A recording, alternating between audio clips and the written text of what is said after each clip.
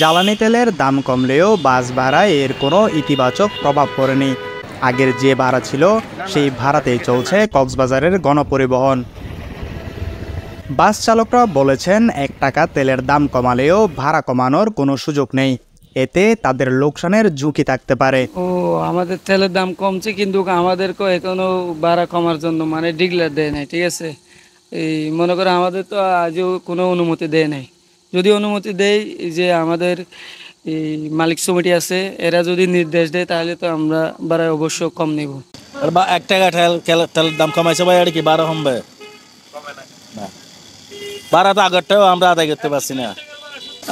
Rate 61 টাকা ভাড়া দিচ্ছে, যাত্রী দিচ্ছে 70 টাকা 60 টাকা ভাড়া। যাত্রীরা বলছেন জ্বালানির দাম কমলেও ভাড়া কমানোর কোনো নজির নেই। আগের মতো হয়েছে ভাই, এখনো কমে নাই। আমরা চাই তেলের দাম কমিয়ে ভাড়াও কমিতে হবে। পাম্পের কর্মচারীরা বলছেন সরকার যে দাম নির্ধারণ করে দিয়েছে সেটি সকাল থেকে কার্যকর করা হচ্ছে। যে কালকে তেলের দাম ছিল 132 টাকা অকটেন, ডিজেল ছিল 160 টাকা 75 পয়সা। সেটা ডিজেল এখন বিক্রি করে আমরা 106 টাকা 50 পয়সা, অকটেন হচ্ছে আপনার 126 টাকা। অনেক ভালো লাগছে না, আমরা স্টুডেন্ট মানুষ, আগে ছিল 130 টাকা করে, 31 টাকা করেও নিত, বর্তমানে এখন অনেক সাশ্রয় দিচ্ছে। আমরা চাই ইনশাল্লাহ আরও কমুক। যে আগে থেকে তো বেটার, আগের অনুযায়ী এখন একটু কমছে। যদি এটা আরও কমে আসে তাহলে আশা করি আরও ভালো হবে আমাদের সবার জন্য, আগের প্রাইসে যদি আমরা পেতে পারি আর কি।